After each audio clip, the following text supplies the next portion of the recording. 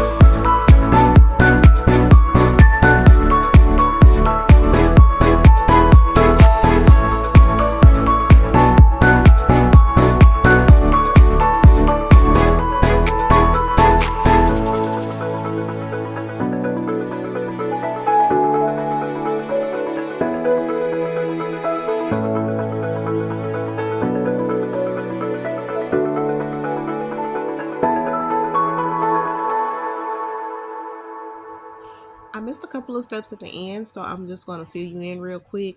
Only thing I did was get a 260 cube and tie at the end of the foil balloon, and I attached it to the top of the 5-inch balloon.